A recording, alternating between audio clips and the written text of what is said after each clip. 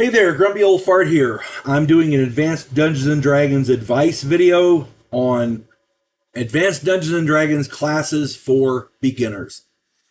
For more experienced players, the choice of class is a fairly easy one. Most experienced players understand the various classes. They know what they want to run, with the blessings of the Dungeon Master, of course. And they know how to fit that character into the tapestry of the group and the mosaic of the campaign. This video is not for those players. Beginning players are a whole other breed. They have no idea what the character classes are, what they do, or how they fight. Many of them have no frame of reference, and they will need to figure out how the new character they've just created can be useful to the party. This video is my take on the various classes and how they can be used to benefit the group. So if anybody has alternate opinions, be sure and put it in the comments. These new players will need the various viewpoints. Okay. So please, if you have a different opinion, stick it in there. Okay. Give these new players every advantage we can. Before I get into it though, if you enjoy my content, it would really help me out if you would hit the like button, subscribe to my channel, share my content on social media, and post a comment or two. Remember, I welcome your comments, even if you disagree with me. If you enjoy a good book, check out my author page on Amazon. My pen name is H.L. Anderson. You can find all of my books there. I like to think I write good stories that make you think. I wrote a 3-book science fiction Western series called Drifters. I'm working on a 4th.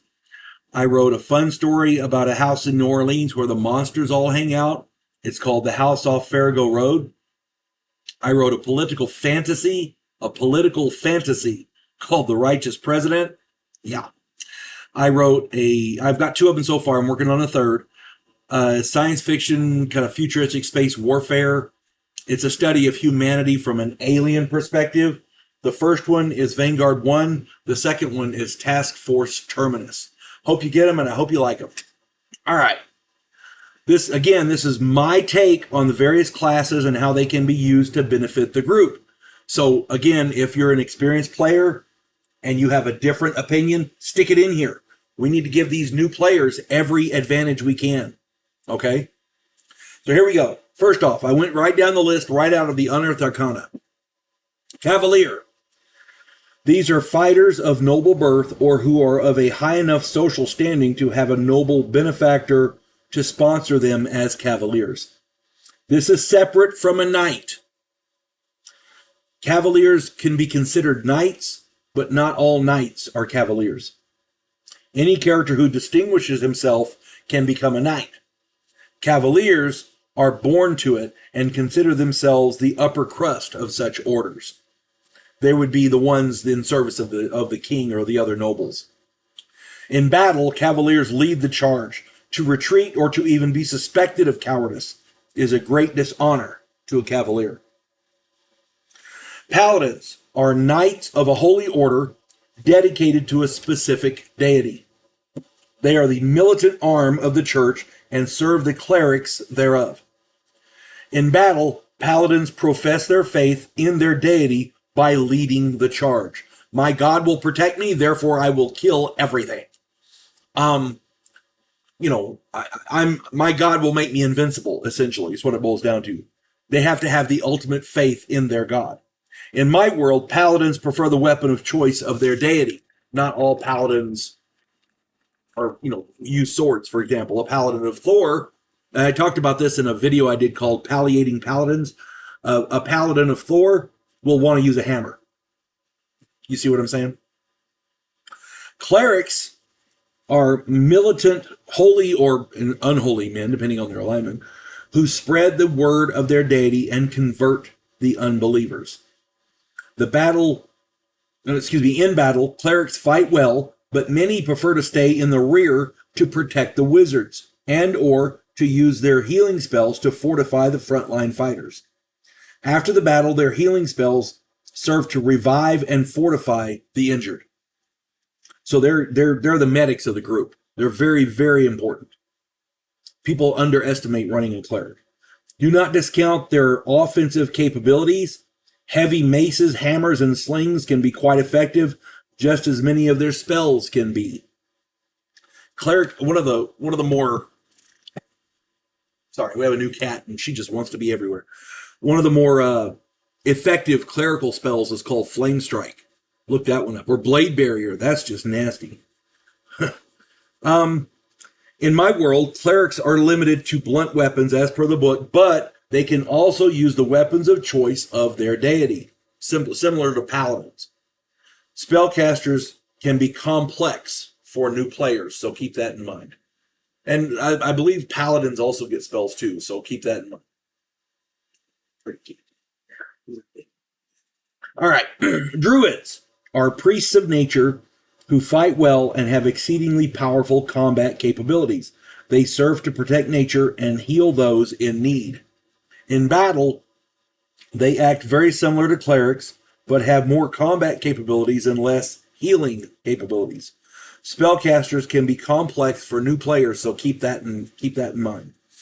Druids also get better weapon capabilities, but less armor capabilities. So they're more offensive oriented.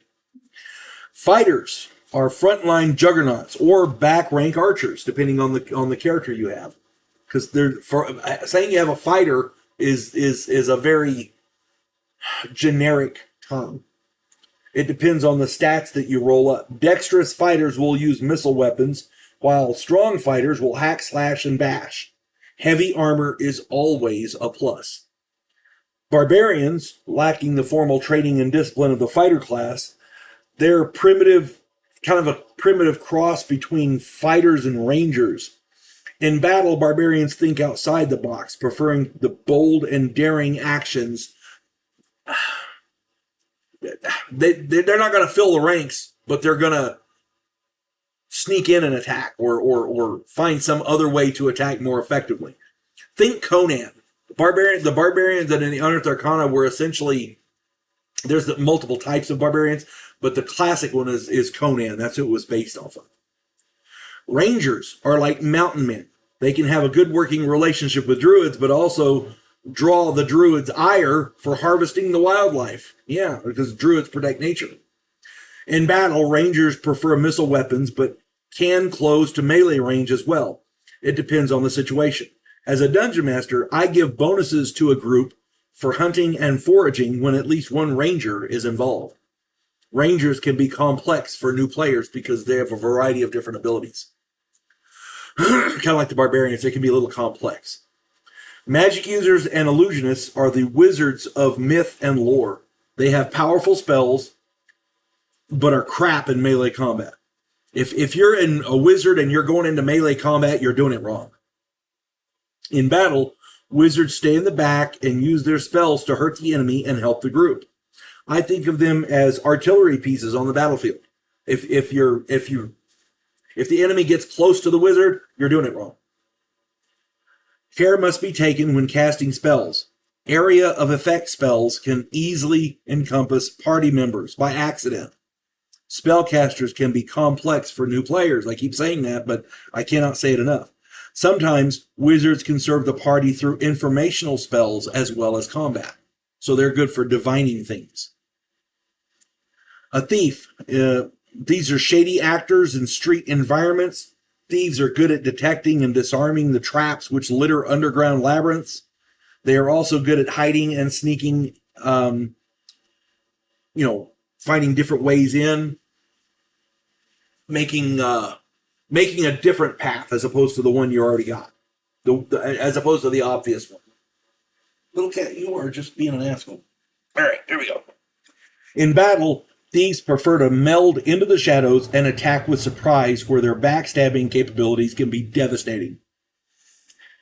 Barring that, missile weapons are preferred. Okay, because in D&D, if you're using a bow, you get 2 attacks. So that helps anybody. Acrobats are thieves which prefer agility to stealth. They're second-story men par excellence. That's what they're for. They're acrobats. Assassins can operate as thieves, but also have the added abilities of disguise and impersonation, as well as assassination. Assassination capabilities can be devastating because an opponent can be killed outright regardless of their hit points. All you have to do is roll well on the table, the assassination table.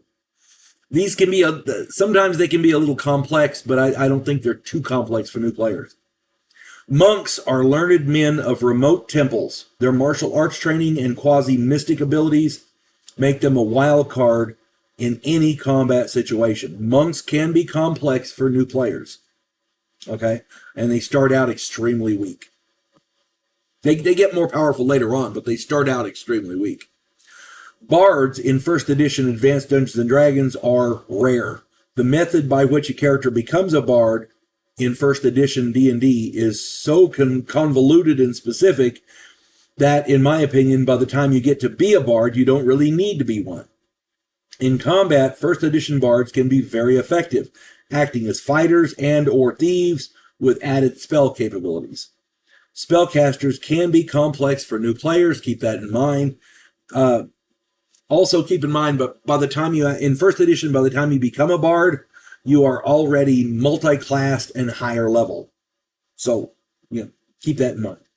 Read up on the section in bards. It's in the back. It's not in the normal section of with the other character classes. I hope this helps the newer players, with their decisions. Creating a new character can be complex and taxing even for the experienced players. New players may find the process a bit overwhelming. I designed this video to try and help new players understand how their characters fit into the game.